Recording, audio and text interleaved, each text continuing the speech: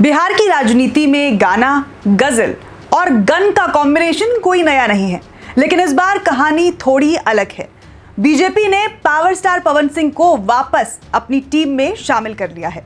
अब सवाल उठता है कि आखिर बीजेपी को पवन सिंह की जरूरत क्यों पड़ी? क्या आरके सिंह की बगावत ने पवन सिंह के लिए फिर से बीजेपी का रास्ता खोल दिया? क्या सच में पवन सिंह एनडीए की नैया पार लगा पाएंगे या फिर यह सिर्फ एक पॉलिटिकल जुआ है? शाहबाद की 24 सीटों पर राजपूत वोट बैंक को साधना, आरके सिंह की बगावत का विकल्प तैयार करना और दक्षिण बिहार की राजनीति में नया चेहरा खड़ा करना। क्या पवन सिंह बीजेपी का तुरपका इक्का साबित होंगे या विवादों का पिटारा खोल देंगे? आज तीर या तुक्का में हम चर्चा करेंगे कि ये पावर मूव बीजेपी के लिए तीर साबित होगा या तुक्का। शाहबाद की 24 सीटों पर राजपूत वोट बैंक को साधना, आरके सिंह की बगावत का विकल्प तैयार करना और दक्षिण बिहार की राजनीति में नया चेहरा खड़ा करना। क्या पवन सिंह बीजेपी का तुरपका इक्का साबित होंगे या विवादों का पिटारा खोल देंगे? आज तीर या तुक्का में हम इसी पर चर्चा करेंगे ओम शील के साथ कि ये पावर मूव बीजेपी के लिए तीर साबित होगा या फिर तुक्का। ओम, बीजेपी को पवन सिंह की वापसी की इतनी जल्दी क्यों पड़ी? क्या बीजेपी के पास वाकई चेहरों की कमी है? देखिए, बीजेपी के पास चेहरों की कमी नहीं। सबसे पहले तो हमें ये समझना होगा, इतने दिग्गज चेहरे प्रधानमंत्री नरेंद्र मोदी हैं, लेकिन उनके पास एक चीज की कमी है, वो है पावर हाउस। और पावर हाउस कौन है बिहार में? पावर स्टार, यानी पवन सिंह। और पवन सिंह का जिस तरीके से दबदबा है, बिहार ही नहीं, यूपी, बिहार और पूरे देश में जिस तरीके से दबदबा बना हुआ है, और ये दबदबा लोकसभा चुनाव में भी देखने को मिला 2024 के, जब वो काराकाट से निर्दलीय लड़ते हैं, एनडीए से बगावत कर एनडीए से नाराज होकर, भारतीय जनता पार्टी से नाराज होकर, तब भी वो 2.5 लाख से ज्यादा वोट लेकर आते हैं। तो निर्दलीय 2.5 लाख वोट लेकर आना और उपेंद्र कुशवाहा को पछाड़ देना, एनडीए के उम्मीदवार जो उपेंद्र कुशवाहा थे उनको पछाड़ देना, वो खुद में एक बहुत बड़ी बात है। बहरहाल वो जीत नहीं सके, उसका फायदा सीपीआई को मिल गया, लेकिन अपना पावर दिखाने में वो सफल रहे। और जो लोग कहते हैं कि जो भीड़ लगती है, जो अभिनेता होते हैं उनको देखने के लिए, वो महज देखने के लिए होते हैं। लेकिन इस बार पवन सिंह ने साबित किया 2.5 लाख वोटों से अधिक लाकर कि पावर हाउस अगर कोई है, अगर भोजपुरी इंडस्ट्री का पावर स्टार कहे जाते हैं पवन सिंह, तो ये पावर हाउस हैं बिहार के राजनीति के लिए। और ये चीज बीजेपी के चाणक्य को भी समझ आ गई, यानी अमित शाह को भी समझ आ गई, और बीजेपी के तमाम आला कमान को समझ आ गई, चाहे वो प्रधानमंत्री नरेंद्र मोदी हो या फिर जेपी नड्डा हो। उन्हें पता चला कि अगर पवन सिंह आते हैं तो हमें उस क्षेत्र में, यानी आप ये समझिए कि पवन सिंह को जिम्मेदारी दे दी गई दक्षिणी बिहार की, कि आप संभालिए इस क्षेत्र को और जितवा कर लाइए। शाहबाद में काफी कमजोर स्थिति में है बीजेपी, और चाहे एनडीए की ही बात कर ले, समूचे एनडीए की बात कर ले, तो ये जिम्मेदारी दी गई है। अब सवाल ये है कि क्या जो पावर दिखा था लोकसभा चुनाव में, क्या इस बार दिखेगा? ये एक बहुत बड़ा सवाल है। ओम, अभी हाल ही में सुर्खियों में आया था कि आरके सिंह का जो बागीपन था वो देखने को मिला, काफी चर्चा हुई इस बात पर। तो क्या आरके सिंह की बगावत ने पवन सिंह के लिए फिर से बीजेपी का रास्ता खोल दिया, ये माना जा सकता है? देखिए, नहीं, ये कहना गलत होगा कि आरके सिंह के बगावत ने बीजेपी का रास्ता खोला। देखिए, आरके सिंह से तनातनी चल रही थी पूर्व के दिनों में, लेकिन कुछ दिनों पहले ही जब उन्होंने वो रियलिटी शो जब जा रहे थे, उससे ठीक पहले वो उनकी मुलाकात आरके सिंह से होती है, जो कि पूर्व सांसद भी है आरा के। और उनमें तनातनी इसलिए मची हुई थी क्योंकि पवन सिंह आरा की लोकसभा सीट चाह रहे थे पहले तो, लेकिन उन्हें बंगाल भेज दिया जाता है, बंगाल से उनको टिकट मिलता है, जो कि वो टिकट वापस कर देते हैं लोकसभा चुनाव में, और फिर काराकाट से निर्दलीय जाके लड़ लेते हैं। तो उस चीज को लेकर तनातनी मची हुई थी लोकसभा चुनाव तक। उसके बाद उस चीज को डैमेज कंट्रोल करने के लिए और एक मैसेज देने के लिए कि भारतीय जनता पार्टी में ऑल इज वेल है, यानी जब पवन सिंह ने आरके सिंह से मुलाकात की, उसी समय से ये प्लानिंग शुरू हो गई थी कि भारतीय जनता पार्टी में एक बार फिर से इनकी वापसी होनी है।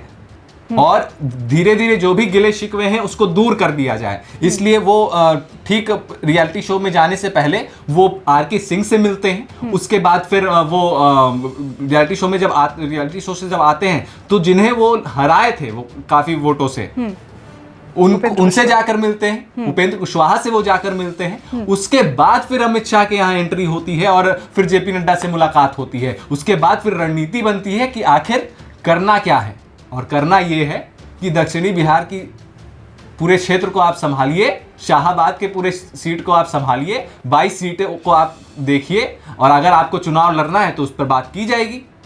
बिल्कुल। ओम, देखिए पवन सिंह जो हैं माना जा सकता है कि बिहार के सबसे बड़े कलाकार हैं वो, और उनका जो भोजपुरी स्टारडम है, जो उनकी लोकप्रियता है, क्या सच में उसे वोटों में बदला जा सकता है या सिर्फ भीड़ तक ही सीमित रह सकता है? देखिए, इसका जवाब तो 2024 लोकसभा चुनाव में मिल गया। जिस तरीके से कोई निर्दलीय कैंडिडेट उतरता है चुनाव के रण में और वो 2.5 लाख वोट लेकर आता है, और दूसरे नंबर का ये होता है, मतलब आप ये समझिए कि उपेंद्र कुशवाहा एक काफी बड़े चेहरे हैं। कुशवाहा वोट उनके साथ रहता है, साथ में बीजेपी का गठबंधन था, यानी सवर्ण वोट भी उनके साथ। तो कहीं ना कहीं इन सब के बावजूद भी उपेंद्र कुशवाहा को तीसरे नंबर तक धक्का देने में वो सफल रहे थे। तो कहीं ना कहीं वोट बैंक में तो तब्दील हो रहा है। जो ये एक परिभाषा बन गई थी कि अभिनेता की जो भीड़ होती है रैलियों में और इसमें जो सभाओं में, वो महज देखने के लिए आते हैं और कलाकार को सामने से देखने के लिए आते हैं कि आखिर वो है क्या, लेकिन वो वोट बैंक में तब्दील नहीं होती। लेकिन पवन सिंह ने ये करके दिखाया पूर्व के दिनों में, और ये विधानसभा चुनाव है।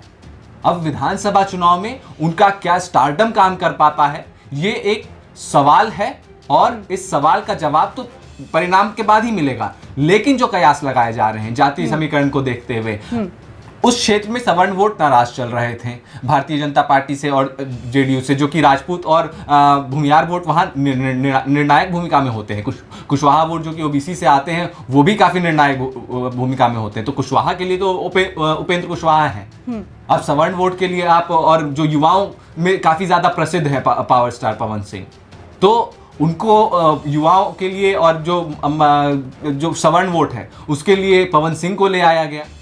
क्योंकि ये बात भी सच्चाई है कि जो लोकसभा चुनाव हुए थे उसमें भले पवन सिंह काराकाट से लड़े, लेकिन शाहाबाद के सारे सीटों पर एनडीए का सुपड़ा साफ हुआ। और उसका कहीं ना कहीं बात ये कही जाती है कि पवन सिंह का ही हाथ उसके पीछे था, उनका ही प्रभाव सारी सीटों पर देखने को मिला, क्योंकि जितने राजपूत वोट थे वो सारे उनके पाले में आ गए। बिल्कुल।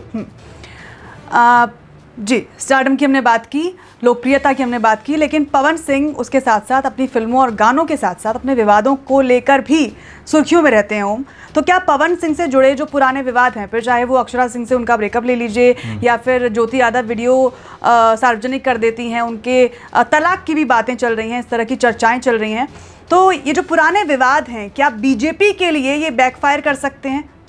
देखिए, बीजेपी के लिए ये बैकफायर कर सकते हैं, ये सवाल इसलिए भी वाजिब है क्योंकि ज्योति सिंह, जिनसे ये तलाक का केस चल रहा है उनका, जो कि उनके अभी धर्मपत्नी बनी हुई है, क्योंकि तलाक का केस चल रहा है, तलाक हुआ नहीं, वो लगातार पवन सिंह से गुहार लगाती हैं कि वो एक बार उनसे बात कर ले, वो एक बार मिल ले उनसे, लेकिन पवन सिंह द्वारा समय नहीं दिया जाता है। और फिर ज्योति सिंह तमाम तरीके के आरोप भी पवन सिंह पर लगाते हैं और पवन सिंह से जुड़े हुए तमाम लोगों पर आरोप लगाती हैं वो। तो और ज्योति सिंह भी चुनावी मैदान में हैं और वो भी काराकाट के कुछ सीटों में विधानसभा चुनाव में अपनी जमीन तराश रही है, और हो सकता है वो किसी ना किसी पार्टी से लड़ेंगी, और अगर कोई पार्टी का टिकट नहीं मिलता है तो वो निर्दलीय लड़ेंगी, वो चुनाव लड़ेंगी, ये पक्का है। लेकिन अगर चुनाव लड़ती हैं तो सबसे बड़ा सवाल ये है कि जो सेंटीमेंट वोट्स, जो कि ज्योति सिंह घर घर जा रही हैं, वो ये कहती हैं कि मैं पवन सिंह की पत्नी हूं, और ये भी सच्चाई सबको पता है कि पवन सिंह और ज्योति सिंह में क्या कुछ चल रहा है, और जिस तरीके से मीडिया के समक्ष वो आके तमाम तरीके के आरोप लगाती हैं, वो कहीं ना कहीं पवन सिंह को उसी क्षेत्र में चुनौती दे रहा है जहां की उन्हें जिम्मेदारी दी गई है। तो कहीं ना कहीं एक बड़ा डैमेज, अगर सेंटिमेंट्स जाग गया वोटरों का, और एक महिला के प्रति सेंटिमेंट्स जाग गया, एक पत्नी के प्रति, पीड़ित पत्नी के प्रति अगर सेंटिमेंट्स जाग गया, तो कहीं ना कहीं पवन सिंह के लिए मुश्किल खड़ा हो सकता है। और अगर पवन सिंह के लिए मुश्किल खड़ा होगा तो स्वाभाविक तौर पर भारतीय जनता पार्टी के लिए मुश्किल खड़ा होगा।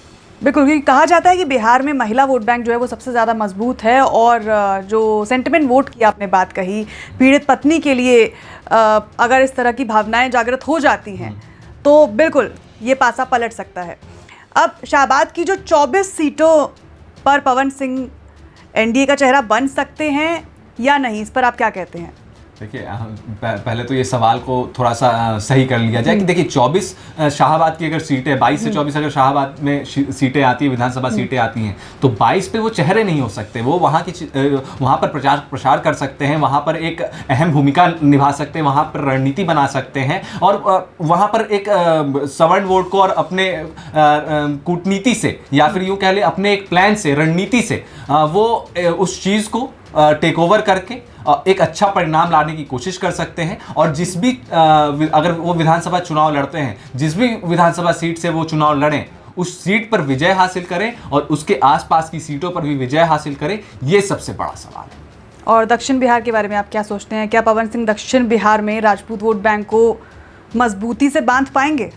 देखिए बिल्कुल, क्योंकि अगर मैं पहले भी जिक्र किया कि शाहबाद की सीटों की बात कर ले, आरा की बात कर ले, तो वहां पर जो आरके सिंह हारे, आरा में अगर हम आरा की अगर बात करते तो आरके सिंह हारे, तो उसका प्रभाव पवन सिंह तो रहे ही रहे, लेकिन ये भी सच्चाई थी कि भारतीय जनता पार्टी से और आरके सिंह से भी राजपूत नाराज चल रहे थे, और उनको मनाने में भारतीय जनता पार्टी हो या फिर आरके सिंह हो, वो सफल नहीं हो सके, जिसका परिणाम लोकसभा चुनाव में देखने को मिला।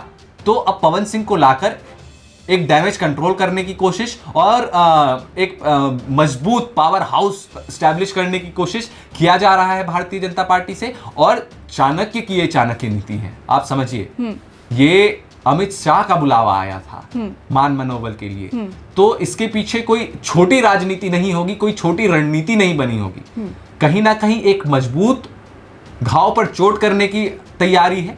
और जो महागठबंधन शाहबाद की सीटों पर दक्षिणी बिहार में जो वो मजबूत है, उसकी मजबूती को कम करने की ये रणनीति है। और सबसे बड़ा सवाल ये कि ये जो रणनीति बनाई गई है वो कितना सफल हो पाएगा आने वाले समय में, ये तो वक्त ही बताएगा। तो आज की चर्चा से बड़ा सवाल यही निकल कर आता है कि पवन सिंह की राजनीति में वापसी बीजेपी का मास्टर स्ट्रोक है या फिर एक बड़ा रिस्क। राजपूत वोट बैंक को साधने की कोशिश कितनी सफल होगी और विवादों का बोझ बीजेपी कितना झेल पाएगी, ये तो चुनावी नतीजे ही बताएंगे। लेकिन तीर या तुक्का में हमारा फैसला साफ है। राजनीति में पावर स्टार की वापसी तीर है या तुक्का, ये अभी अधूरा खेल है। मैदान अभी भी खुला है और असली तस्वीर तभी बनेगी जब वोट की पिच पर बैलेट बॉक्स का स्कोर कार्ड खुलेगा। आपकी इस पर क्या राय है, कमेंट सेक्शन में हमें जरूर बताइएगा।